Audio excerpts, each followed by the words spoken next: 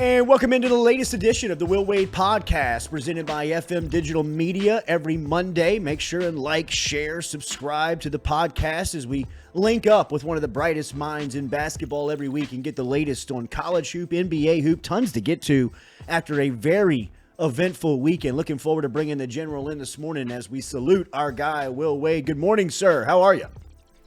Doing well. How are you guys? Doing good, man. Good to see you. Coach, I want to start in the NBA. Cam Thomas had a big day yesterday, and then I want to get your thoughts on this Zion stuff before we move into a lot of the college basketball that was happening this weekend. But obviously, Cam is a scorer. When you got him, it really felt like he was built for the NBA. When he got to college basketball, you could see his scoring capability. What have you made of his transition to the league as he's now 2 years in and really finding his spot? Well, it's funny. I actually talked to him and his mom both yesterday after the 33-point game. I mean, he was really efficient. I think he was 13 of 20 from the field, and he scored 20 plus of them in the fourth quarter, which is what you want to do. But the NBA is just so different. I don't know the specifics of the Nets organization, so to speak, but sometimes the coaches don't even set their rotation sometimes in the NBA. That's done from the front office. I mean, there's a lot of different reasons. So, Cam's been obviously they've got Kyrie and KD. They've got two transcendent stars. So Cam's kind of been up and down, but when he's been given the opportunity, he's done what he does, which is score at a really high level. So, when he can do that, he was efficient with it the other night. And so I'm actually planning to go watch him play here. We were talking about it yesterday. I think I'm going to go watch him play right after Christmas. So that'll be fun to see him. But, he's somebody who's extremely capable. He has, my whole point was, the whole time when I was talking to him, he has an NBA ready skill right now, like today. He's ready to play in the NBA in terms of scoring, and I think he's certainly continuing to improve. His defense has improved quite a bit since he's gotten in the NBA. He's really become he's had games with 5+ assists, being unselfish, looking for other guys, particularly early in the season, and so very, very proud of him. Very, very pleased with him. Trendon's actually been playing well. Tari's played really well. Tari actually texted me. I'm sure we'll get to it, but he was at the Alabama-Houston game this weekend. He texted me a picture from the game this weekend. I won't say what he said with it, but he knows how I feel about both of those programs, which I like a lot more than the other. Let's leave it at that. He said some colorful language with it to me, which I love. So I love Tari now. Tari's a loyal dude now. He's all about it. Hey, but, if there's one guy that fit the Will Wade mold, was him, right? A recruit. I mean, when you met him, you fell in love with him, right? Oh, love him. Uh-huh. Love him. Him, his mom, they're great people. Brother Tega, like awesome people. His mom actually, you'll like this. Troya actually sent me. She watched the first podcast. I think she texted me a link to it, like the school and stuff like that. So she still follows everything, and they're just great people. And he's obviously an unbelievably talented player and playing really, really well. He's turning heads around the league. And like you said, Cam had the big night, and Nas has played well. Trendon's played really well. He's had some big games. He's had some, double digit plus games. Javante's doing well in the G League. Days is shooting everything in the G League. I don't know if you've been watching his stats, but he's getting them up. So, it's been fun to follow those guys and see those guys do well. Is Tremont in the G League? Yeah, well, he's overseas. He actually plays on the Victor, the kid who's picked. Yeah. He actually plays on his team. So he's overseas right now, and he's been doing a really, really good job there. Coach Zion Williamson. Yeah, how about that? Yeah, man. I wanted to ask you about that. Yeah, obviously it's December, and not a lot of people. The Pels, they're rocking and rolling. What do you make of Zion now and the way that he is attacking this league? He had his career high both nights, Friday and Sunday. He had 35, and it kind of looks as if he can he can get whatever he wants whenever he wants out there at the highest level. When he's healthy like he is now, what type of prospect, what type of basketball player? I mean, that's the key. Is they got to keep him healthy. Yeah. He's got to stay healthy, and that's the. God bless you. Excuse me. Hell yeah. There we go. A little stage fright. The key is he's got to stay healthy. I mean, he's a transcendent talent. That's why he was, the top pick. Who else looks like him? Right. I mean, there's nobody else that looks like him. It's Coach Armstrong, my assistant, always tells a story. We picked Nas up at the airport for the official visit, and we were walking across the breezeway to the parking there at BTR. And I looked at, and Nas was right in front of us. I looked at Bill. I said, I kicked him. I said, Bill, that's what they look like right there. Bill always jokes about that. But I mean, that's Zion, right? I mean, who else looks like him and can move like him at that? And he's lost some weight. Jasper's done a good job with him. The Pelican staff has done a good job with him. He's lost some weight, but he's got to. I mean, for the Pelicans to, they're one of the top teams in the West when they're all healthy. And a big component to that is keeping him healthy, keeping him on the court, and especially in playoff time. Because those playoff series, can go. Oh yeah, 7 games, and they need him out there for all 7 games for 2.5 months, and so I'm sure they've got a great plan to manage him through the season here to make sure he's ready when they get into playoffs. All right, we were talking about Brooklyn and Cam Thomas, and he had 30 yesterday, but over at Barclays Center in Brooklyn, Tennessee played Maryland for a top 15 matchup, which was a really good game that came down to the end. Tennessee outlasted them and hung on by 3 points. What do you see from the Volunteers here early in the season as they are a top 10 team again under Rick Barnes at number 7 in the country? Yeah, that was a tractor pull yesterday. That thing was in the 50s, and give Maryland a lot of credit. I think Coach Willard's done a good job kind of reviving them. They did a good job in the transfer portal, brought in some guys to fit what they do. But Tennessee's Tennessee. Ziegler, Vescovi.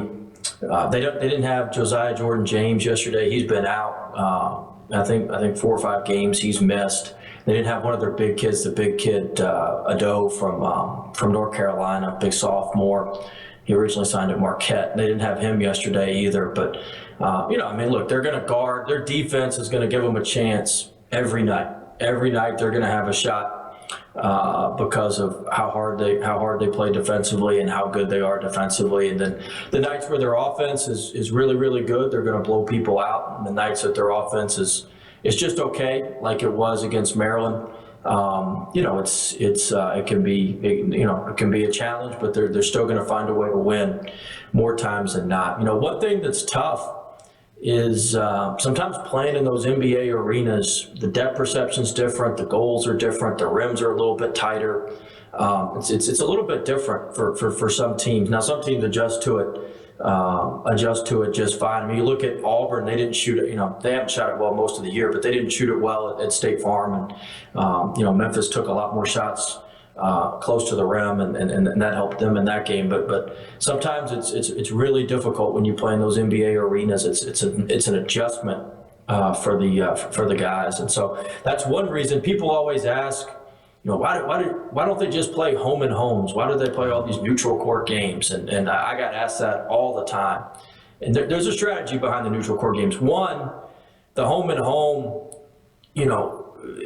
if you can get the same net quadrant playing them on a neutral court that you can get for a home and home, all things equal, it's probably better to play them on the neutral court. But the other part of it is the NCAA tournament's played on neutral court. So as many games as you can get on a neutral court, as many games as you can get in those type environments and in those type arenas, it's very helpful. And sometimes you play in those and there's 8,000 people in them. Sometimes you play them and there's 1,000 people in them. Well, I've been in the NCAA tournament in a noon game in Oklahoma City. There may be 2,000 people at the game while they're waiting on Oklahoma to play that night, and then 15,000 people come for that.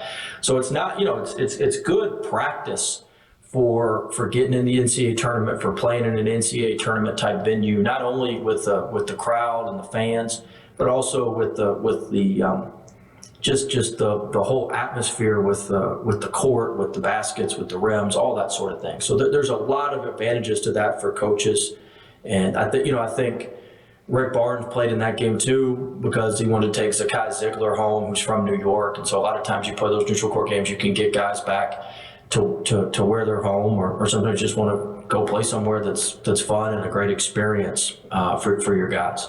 Ziegler played 25 minutes yesterday and was the leading scorer for the Vols with 12 points. Julian Phillips also logged 27 minutes yesterday. Got to the line 4 times, was 4 of 4, had 10 boards, 6 points. He struggled from the field. He was 1 of 10. What did you anticipate? He was committed to you last year. What did you anticipate how his game was going to evolve when he got to this level? Oh, he's going to be fine. He's had some really, really good games. Yesterday, the ball didn't go in the basket for him. He picked up some fouls yesterday, and that hurt him. But he's a phenomenal kid. He's got a phenomenal group of people around him. His 2 parents and his coach, and Coach Barnes has done a great job with him. Their staff, Coach Gainey, they've really done a nice job with him. But I think I told you this. I'm not just saying this now. This isn't just revisionist history. I thought he was the most talented kid. Freshman that we had signed at LSU, just in terms of having the whole package. I think I told you that before we signed him, like when we were recruiting him. Like, we got to get this kid. He's the most talented guy. I think it's he's had some ups and downs like most freshmen do, but he had some really, really good games in the Bahamas. He had some good games. He had a couple double-doubles the last couple games, and he's going to have a lot more good nights than bad nights. But he's ultra talented. They're moving him between the 3 and the 4. When he starts making threes, which he's a good 3-point shooter, when he starts consistently making threes, he's going to be impossible to guard. But very, very talented player, very good player, and he'll be one of the better freshmen in the SEC for sure. We were talking about the SEC freshman. Yeah, it is. We were talking about Tari. Is his game a little relatable to Tari? Once he developed that outside shot, he became such a threat. A little bit different. They're a little bit different, but Julian can certainly play the 3 and the 4, and Tari played some 3, 4, and 5 for us. Tennessee's got all them big guys. They got the big 7-footers. He likes playing those big guys. So they don't have a need for him there, but he's ultra talented. I think he'll be a high draft pick, a 1st-round draft pick, and he's gonna continue to get better as the season goes on. He's one of those guys, when he gets comfortable, he just takes off, and I've started to see him get more and more comfortable the last couple games, and I think that's going to lead to him really taking off here over the next couple weeks. Ben Howland's group stayed undefeated yesterday with a win over Minnesota, 69-51. They're in the top 25 as well. What do you make of Mississippi State here pre-conference? Well, Jans took over. I think Jans took over. I'm sorry. But I mean, shoot, they had that. Nobody scored 55 on them. I mean, they're good. They're good, and they are elite defensively. They really play to their strengths. If they don't turn the ball over, they're going to be very difficult out, especially in Starkville. And so, they're a good team. They play through Tolu Smith, who's one of the best big kids in the league. He's averaging almost a double-double. They play through him. They pound that ball in the post to him. They feed the paint. Moore's been pretty good for him at point guard. DJ Jeffries played really well for him last night at Minnesota, and so he was a talented kid. People forget now, DJ Jeffries, he was committed to Kentucky at one point. He's a 5-star, Olive Branch, Mississippi. He's committed to Kentucky. He ended up going to Memphis when Penny took over, and then transferred from Memphis to Mississippi State. So you're talking about a very, very talented guy who's now gotten older. He's an older, talented guy, and he's somebody who's been playing well for him also. Cam Matthews, he played for him last year a little bit with Howland, who was more of a 3. And Jans has moved him to the 4, and he's just a rugged, really, really good player. A lot of times it's fit. Matthews is a tremendous player for Jans, probably a better player for Jans than he would have been for almost anywhere else that he could have gone. And so, a lot of times it's about fit, and Matthews really fits. I think their pieces really fit well for what Jans is looking to do and how Jans wants to play and how Jans wants to go about things. I think that the team's really built for him. And so I think they're somebody that's going to be a problem in the SEC. I look for them to finish in the top half of the SEC. And like I said, good luck scoring on them, especially at home. For them to impose their will on the road, I know Minnesota's not a great team, but just to go in there and do what they do, win by 18, it ain't good. It ain't easy to beat any Power 5 team on the road by 18. It doesn't matter who you're playing.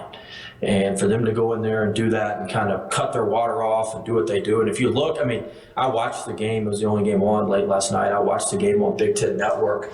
I mean, shoot. Minnesota, I mean, they threw in some threes. They banked a three in. I mean, they hit some tough shots just to get to 51. Yeah. I mean, just to get to 51. They hit some mid-range jumpers. I mean, they hit some tough shots. And I'm telling you, State doesn't give you anything easy. It's going to be like going to the orthodontist when you play them. It's not going to be any fun. You may beat them, but it is going to be zero fun. You talk about the level of talent when it comes to freshmen in the SEC. I think, one of the teams that shows that the most is Arkansas. They were kind of all over the place in the first half and let Oklahoma stay in it, but they pulled away in the second half. What did you see in that game? Well, I mean, Nick Smith's dynamic. He may be, Nick Smith, Brandon Miller. I mean, there's so many good freshmen in the SEC, but Nick Smith certainly one of them. Anthony Black, who's running the point for him, has been phenomenal all year. He's been really, really consistent. Jordan Walsh is somebody. Jordan Walsh was actually a high school teammate with Julian, so I got to see him. A bunch when we were up there recruiting, and then when we went to games and things like that. Jordan's actually a kid from outside of Dallas. Arkansas's got really, really talented freshmen. Losing Brazil's going to really hurt them. That's tough. He tore his ACL. We went through that last year with Adam Miller. That's no fun. I'm proud of Adam, how well he's playing. Yeah. He's been phenomenal. Brazil's somebody that, was at Missouri and can stretch the floor. He's a stretch 4, stretch 5, really rebounds, blocks shots. And so that's gonna really hurt Arkansas not having him. But they're freshmen, Black, Nick Smith, certainly, and Walsh. Those guys have gotten a lot of the playing time. Then they've got, they got other kids, Pinion, Darion Ford. I mean, they got like 6 or 7 top 100. They got so many top 100 kids they can't even play them all. They got them sitting over. They got them sitting over because Muss has got so many of them. But Muss is a tremendous coach, and he'll get the most out of them. But he likes to keep that rotation pretty tight. So by SEC play, they'll be playing 7, 8 guys. He'll keep that thing tight and keep it rolling, and they're trying to figure out who's going to go. But I certainly think those 3 freshmen are going to be right there. They'll be in rotation for sure, and most likely starting. Out of conference on Saturday. And Oklahoma, I mean, give them credit. They won. They won in Tulsa. It was a neutral court game. Tulsa's actually not that far from Fayetteville. I think it's like 2.5 hours. It's not that far. But it was a neutral court game. Looked like the crowd was pretty split, probably a little bit in favor of the Hogs. They go on those runs, they start calling the Hogs. That ain't no fun when you're on that other bench, I can tell you that. It gets loud. But, it gets really loud in Bud Walton. But give them credit. Oklahoma's a tough team to score on, and they had their offense humming. I mean, Oklahoma is not easy to score on. Coach Mosier does a great job, and they're usually one of the best defensive teams in the country. And so, give them a lot of credit for a good neutral site win. How about outside of the SEC on Saturday, another really good college basketball game I thought was Nebraska and Purdue. Purdue is very well coached. Obviously, they're very big, they're very skilled, but Nebraska took them right down to the wire, and Purdue got out of there with a 3-point win. What did you see out of Purdue being tested Saturday by the Cornhuskers? Well, that's what I was saying. You got to give credit to Mississippi State. Any game on the road is so tough. And Coach Hoiberg's done a phenomenal job at Nebraska. Actually, next week I'm going to be in Lincoln, Nebraska. When we may be taping this from Lincoln, Nebraska. They have an MTE that I'm going to. Drake plays Mississippi State actually in it. There's 2 really high-level Division II teams from Nebraska are playing, and Nebraska plays Queens. And so I'm actually going to be out there at that next week. But, Nebraska, give Hoiberg credit. He was known for kind of run and gun and playing really fast when he was at Iowa State with his NBA background. I mean, he's like a Tony Bennett clone. Now they grind that thing to a halt in the half court. They're really good defensively. That game was 64-61 in overtime. Yeah. Overtime now, 64-61. I mean, just look at some of these scores. Last night, I think Seton Hall beat Rutgers 49-47 or 47-45, something like that. I can't remember what the final was, a 2-point game in the 40s. I was watching it. But Coach Hoiberg's done a great job, and that's life on the road. I mean, Purdue's going to be a team that you're going to get their best shot. When you're ranked and you're on the road, you got a bullseye. It's like, that's one of the things that's so impressive to me. Just kind of bringing it back to the SEC about Kentucky. Every game, is the other team's biggest game. They're giving out T-shirts, foam fingers. They're whiting out. They're doing something crazy. When Kentucky comes to town, and they're just so consistent and still win a lot of big road games. And that's how it is it's going to be that way for Purdue. When you're a top 5 team and you're going somewhere, they're going to, give out, they're going to do something to get people there to pack it. And momentum's a crazy thing in basketball and can really, really impact the game. And that's why Auburn's so good at home. But Nebraska's got a tremendous home court advantage. They call it the Vault, Pinnacle Bank Arena, I believe it's called, and they nickname it the Vault. But they have, even though they haven't been great, they've got a tremendous following. They've got tremendous fan support, and that's a tough place to play. And that's going to be life on the road in the Big Ten. For Purdue and for any team in a power conference. I said this all the time. I think, Jordy, you heard me say this a lot. The hardest thing to do in college athletics is to win a road game in your conference. Doesn't matter if it's football, basketball, whatever, baseball, winning a series, whatever it is.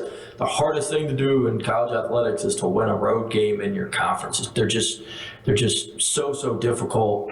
And there's so many factors that you have going against you, and you've got to overwhelm all those other factors with your team and your collective spirit. Was your best road win in conference the tip in Lexington? Championship season? That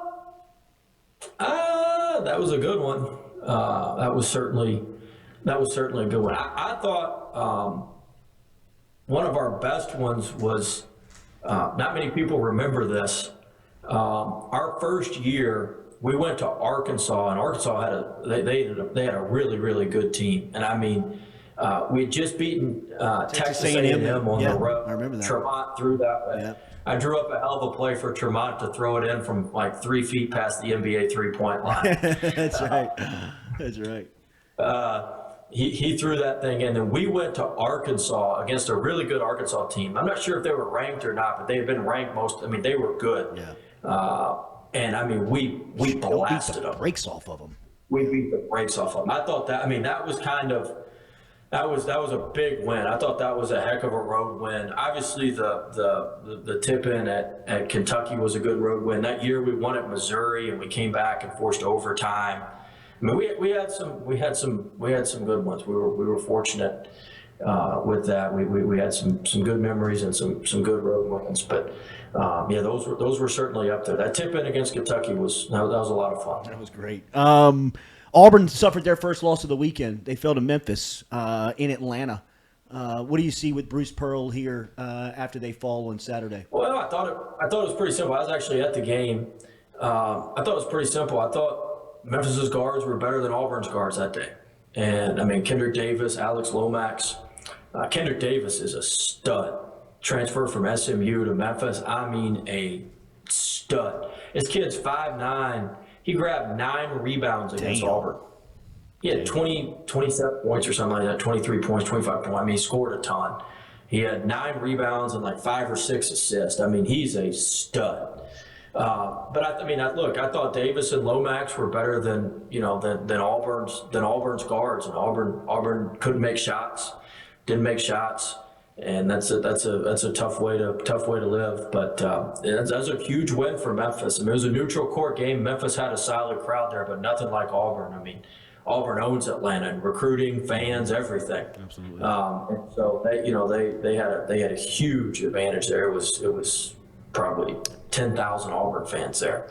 But I thought, I think Auburn's guard play is going to have to certainly get better. They're going to have to make some shots for them to reach their for them to reach their potential. But Memphis had a lot to do with that. Memphis really guarded Williams. He ended up fouling out their four-man, DeAndre Williams. I thought he had a huge impact on the game, and Auburn could just never seem to get into rhythm. But Coach Pearl's a great coach. They got a really good staff. They got really good players. So they'll figure it out. But I would be, if I'm Auburn, I'm concerned about guard play.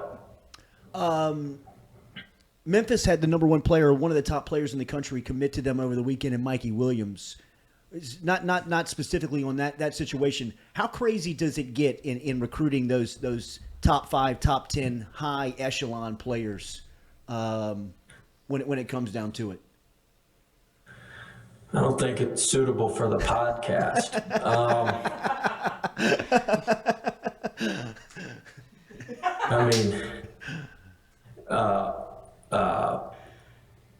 It's rough. Yeah. I'll put it this way. Somebody said, somebody asked me the other day, they said, what's the biggest difference now that you're out, you're not coaching this year? I said, I sleep a lot better. I said, for 5 years I slept. You look so much healthier. I mean, you look so much, you don't have bags under your eyes. I mean, usually at this time of the year, you're a zombie. Well, you're recruiting your own players. You got to keep your own players happy. You recruit, you signed your class. You're all into transfers. We had a guy on our staff. That's all he did was watch synergy on transfers to identify guys that we had heard maybe going in the portal.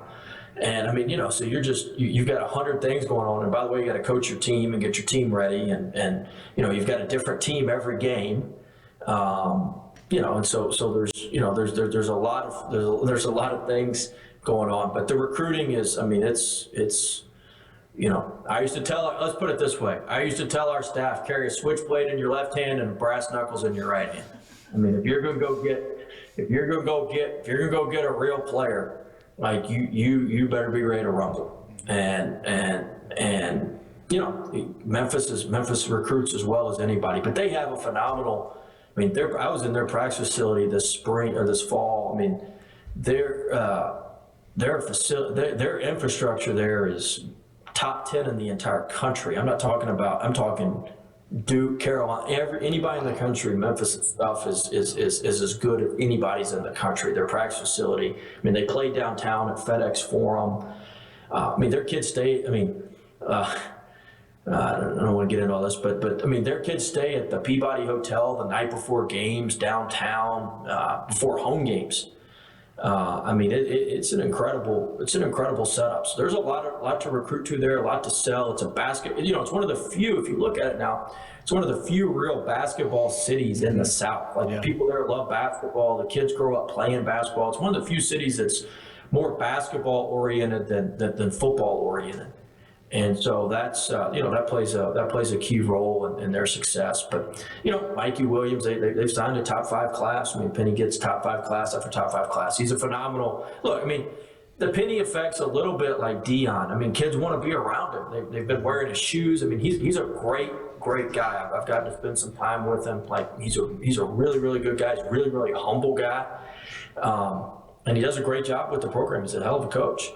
And kids are drawn to him. When he calls, you're going to pick up. And when he recruits you, you're gonna pick up. It's like I told Trendon. We recruited against them. I said, Trendon, you wouldn't want Bill and I to play Penny and Mike Miller 2-on-2. But I hope you want us to coach you more than you want them to coach. I said that to Trendon, the home visit. Bill and I were sitting right there because Mike Miller was on staff with Penny at that time. I said, Trendon, you sure as hell wouldn't want us to play 2-on-2. That wouldn't be good. I said, I hope you don't mind. I hope you'd rather us coach you than them. That's pretty good. All right, Alabama, Houston. That was a heavyweight fight on Saturday. What'd you make of that one, man? Look, give Alabama credit. Anytime you can out-rebound Houston, you were doing something. Anytime you can out-rebound them, you were doing something. They out-rebounded them by 5. They went on a huge run. They were down 15. One thing that really struck me is not. I wouldn't say this is a flaw with Houston, but Houston plays a certain way, and they're going to do what they do. And they did it really well against Alabama's initial attack.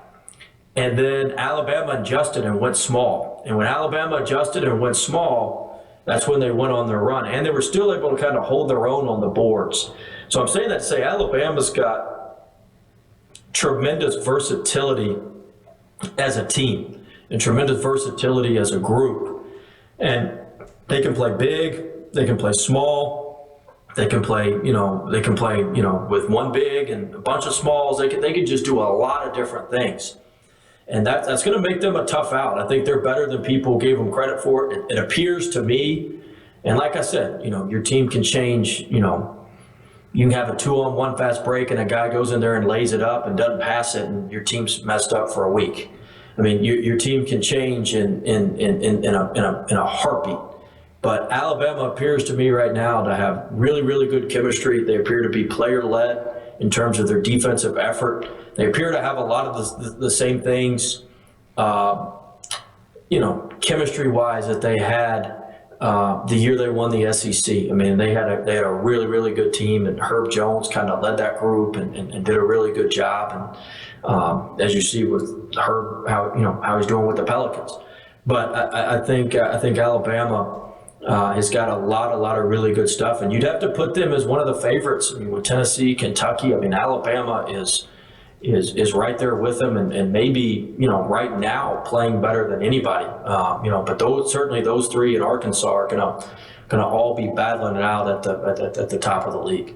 I still remember you hitting the scores table when Skylar dunked that ball in Maui in that preseason game against Michigan, your first year, and everybody really kind of riding that momentum when you guys got home from Maui. You mentioned that early conference when you had over A&M and Arkansas that year. How much can one of these? We beat Houston that year too at home. That's right. We rebounded them. How much can? I thought we were going to get killed. I thought we were going to get blasted that game. How about this? This is an all-timer. So the day we had Epps and WAP and all those guys. So the day before, we were just terrible in practice. So I kicked us out of practice. I said, screw it. I said, we're going to get beat so bad. This is how you just never know. I said, we're going to get beat so bad. So I said, we're going to practice. We're going to redo this practice at 8 a.m. on the morning of the game against Houston. So we came back and practiced at the morning of the game against Houston. Then we did shoot around and did a live rebounding and stuff and shoot around. I thought we were just going to get hammered. We went out there and beat Houston. Do you look back?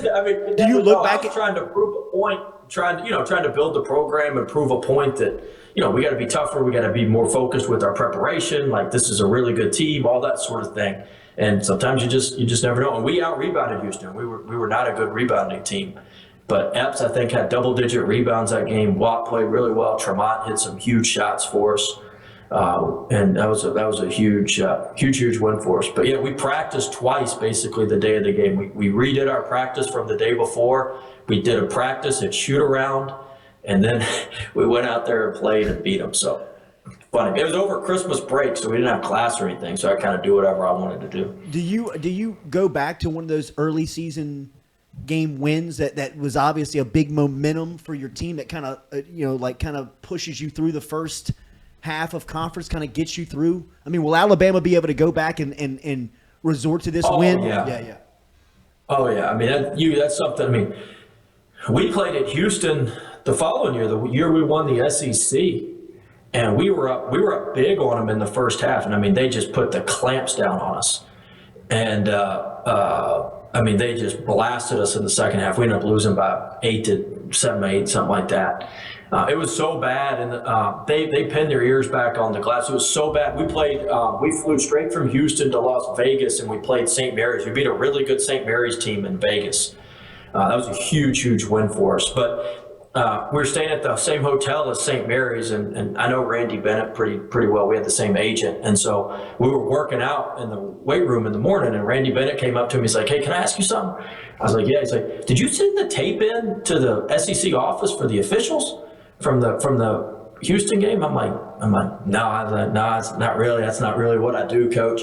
He's like, it's like I've never seen somebody get away with what they did to you guys, pushing y'all in the back and how physical they were. He said, you could have got somebody hurt with how physical everything was in that game. I was like, yeah, well, that's just the way it goes. You sign up to play Houston, you know what you're going to get. Like, you better bring your football pads, and if you're not ready to do that. But yeah, I mean, that's a win that Alabama will be able to go back to all season. If they hit the skids a little bit, if something goes a little bit awry, you know, that's something they'll be able to point to. Like, guys, we won in one of the toughest environments in college basketball against the toughest team in college basketball.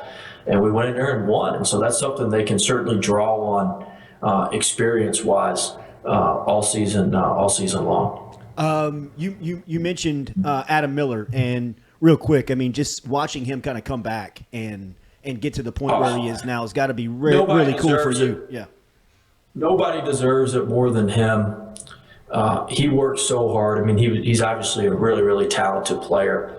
But you got to give a lot of credit to now Sean Eddy, the athletic trainer. Like, he's phenomenal. He is phenomenal. And he pushed Adam, and he made Adam get in there and work every day and do stuff when Adam didn't want to do it. And then, you know, Adam got to the point where he was doing 2-a-days with it. And, I mean, he was really, really into the rehab and coming back stronger. And, I mean, he's a phenomenal kid, phenomenal leader, hard worker, loves to play basketball, cares about the team, cares about LSU. Just an awesome kid. He deserves every bit of success. And Sean, man, I'm telling you, Sean was a warrior because I don't know how many people know this, but because of the nature of the knee issue, you know, we had to search out somebody to do the surgery. We ended up having the surgery done in Los Angeles he's the best knee surgeon basically in the country, and we got him to take it on because he did Joe Burrow's surgery. Oh, wow. And we were able to find him. He's the doctor for the Clippers and the Rams, the football team. We actually had to delay the surgery a little bit because the Rams were in the playoffs, or we had to delay one of his checkups or something because the Rams were in the playoffs. We couldn't go back out there. But people don't know this. I mean, Sean flew to LA with him. 3 or 4 different times. Sean was out there for 4 or 5 days during the middle of our season last year with him, and we had one of the GAs covering, and it was a production but you know, a player of Adam's caliber, it's like I told our administration, everybody, like, guys, we want to leave we got to give him the best. He's an NBA caliber player. Like, we got to give him the best. And if it doesn't work, we can at least look ourselves in the mirror and said, we gave him the best health care. We gave him the best stuff we could give him. And it's worked out tremendously. You know, the doctor did a phenomenal job. He got in there, and it was even more, there was some stuff that you couldn't see on the scan that made it even more complicated. But like I said, Adam came back and worked hard. He was so excited when he went back out there and got final clearance in LA. But I mean, Sean and him went cross country multiple times. In fact, we scrimmaged Baylor last year in Houston. We went back after the scrimmage, and Sean and Adam, that's when they flew out. They flew out to LA from Houston. They ran out of the scrimmage because scrimmage went a little long. They ran out of the scrimmage and went to the airport and flew to LA, and that's when he had the surgery right after that scrimmage. And Sean was out there with him for like a week and was FaceTiming me every day, giving me updates. And Adam was, you know, he had to stay out there for a while and do some rehab, and then we could bring him back to do the rehab. But just an absolute warrior. I think everybody's seeing how good of a player he is, how talented a player he is. He's a great leader. He's a great teammate, and he really, really cares about basketball. He cares about people, and he's just an awesome player and awesome human being. Interesting. Every bit of success. Interesting situation at the end of Cincinnati Xavier on Saturday. They decided to Cincinnati decided to take a technical foul at the end of the game so they could script a play. Tell me, we're going to bring this video up, but just a little bit about that situation and scenario when you saw it. What stood out to you? Really, really smart by Wes Miller, because, you know, most teams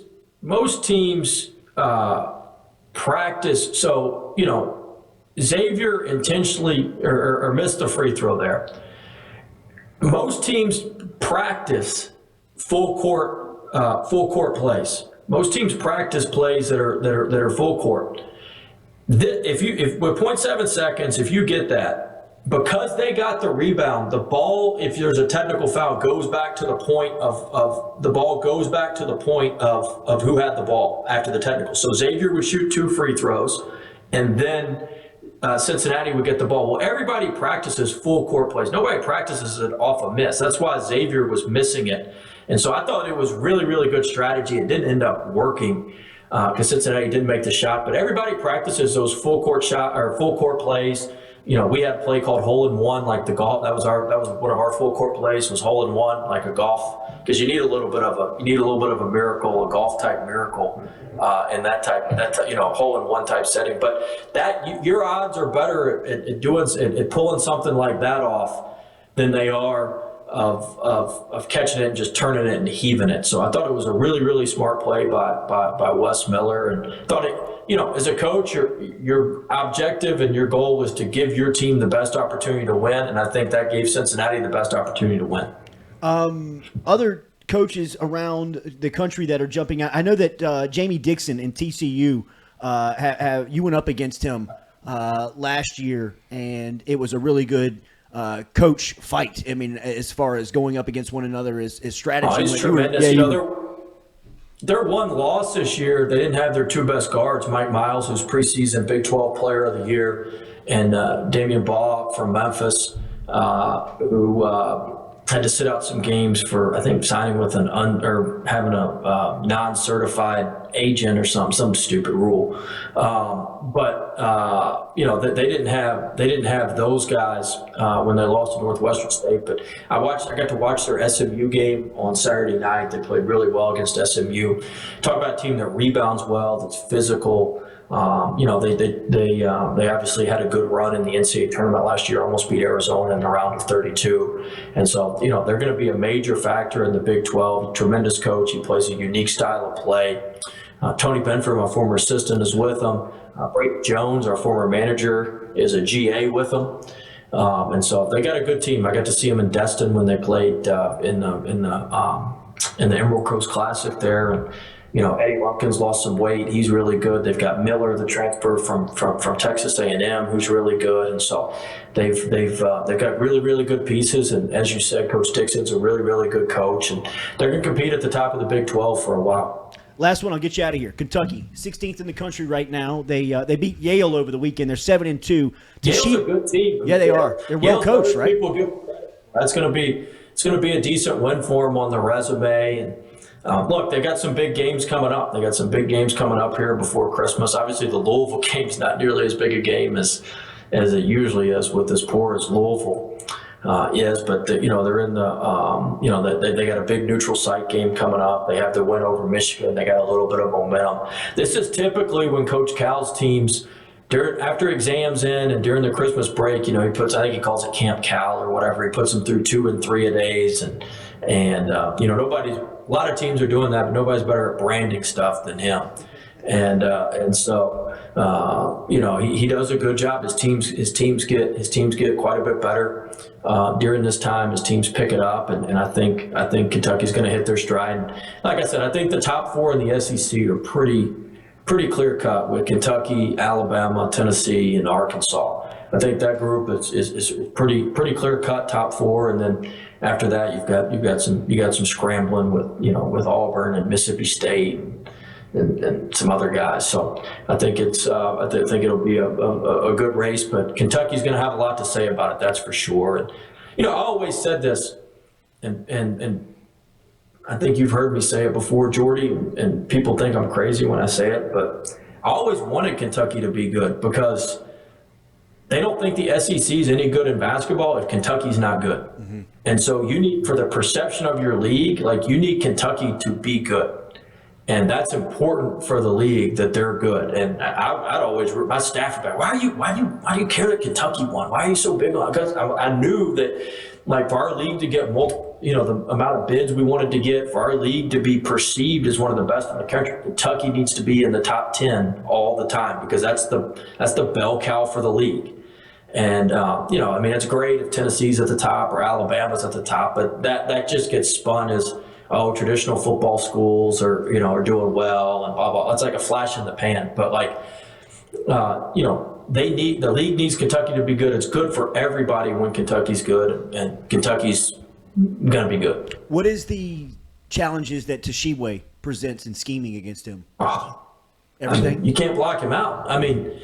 You just hope the ball doesn't bounce to him. He's a force of nature. There's nobody like him in college basketball. Last year we tried to face block him. We picked up 2 or 3 fouls face blocking him. Our whole thing was just don't let him get it. Hopefully don't just block him out, and if somebody else, we need other guys to go chase it down. If one of their other guys gets it, so be it. But he's a one-man wrecking ball. He is a one-man wrecking ball. His motor runs hot. He's a tremendous player, and he's the best rebounder that's maybe ever played college basketball. Coach Will Wade of the Will Wade Podcast weekly right here on part of FM Digital Media. As always, Coach, we appreciate the insight. Have a great rest of the week. Travel safe, and we'll talk again next Monday. Sounds good. Thanks. You got it. Are we clear?